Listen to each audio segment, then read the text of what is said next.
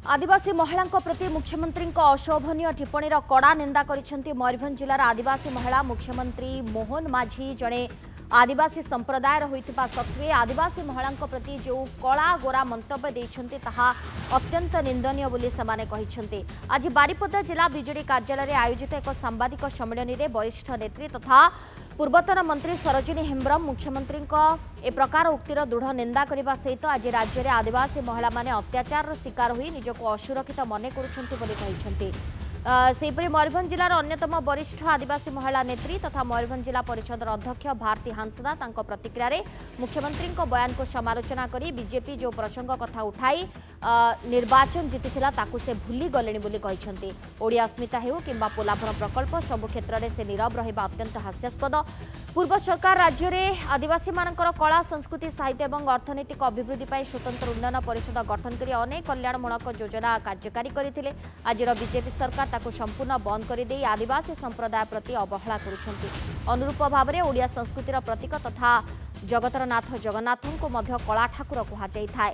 एपरी क्षेत्र में मुख्यमंत्री मोहन माझी जड़े आदिवासी संप्रदायर होइतिबा सत्वे से आदिवासी महिला मानक रूप को नहीं जो वक्तव्य रखिंट ताकू विजु जनता दल पक्षर निंदा करा जायछि बोली से कहिसेंती।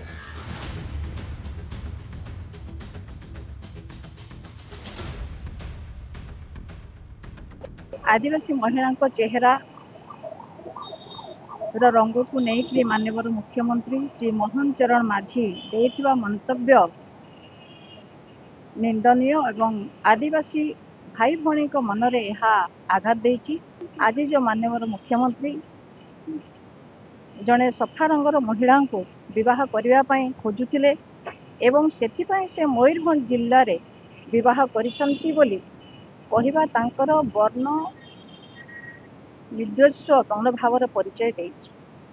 जड़े आदिवासी होई आदिवासी झील माने सफा नुहंती बोली कहवाकू नहीं आम मनरे गभीर आघात सृष्टि करिछि।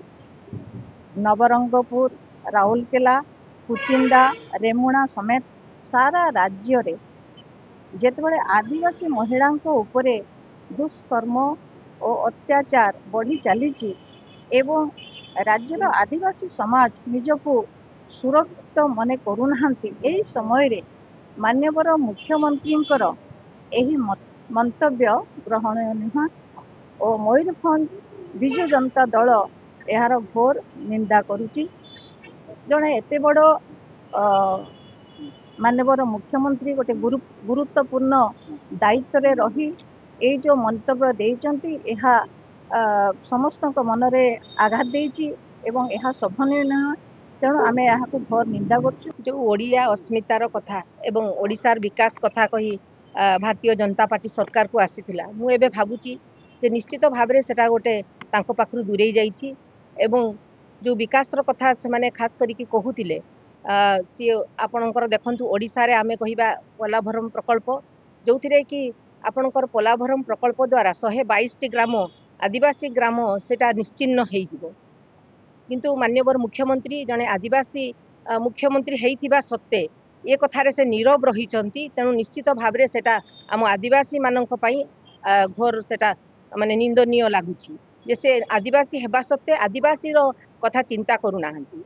माननीय पूर्वतन मुख्यमंत्री नवीन पट्टनायक जेतेबेलकू से जेतेबेले मुख्यमंत्री थिले स्वतंत्र उन्नयन परिषद करी से जो भलिया भाबरे आदिवासी मानक समूह मानकर विकास रो चिंता करितिले तांकर सांस्कृतिक एवं तांकर परंपरा एवं तांकर ऐतिह्य शिक्षा स्वास्थ्य को आग को आनिबा पई जो भलिया भाबरे प्रयास जारी रखितिले मु भाबुची कोउठी ना कोउठी माननीय मुख्यमंत्री से विकास दिग को से जाऊ नाहांती एवं ये गोटे निश्चित भाव में आम आदिवासी समाज को आघात देछि।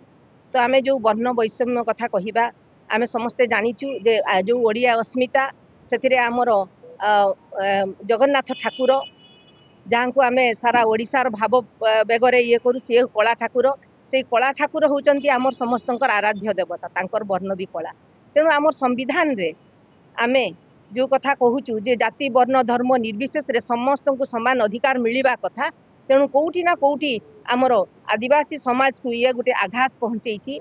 तेणु निश्चित भाव में आमे विजु जनता दल तरफ आमे एटा आमे समस्ते कहुचु जे से एथिपाई अक्षमणीय अपराध करिसंती तेणु समस्त आदिवासी जाति एवं ओडिशावासी निकटरे से क्षमा प्रार्थना करिबा उचित।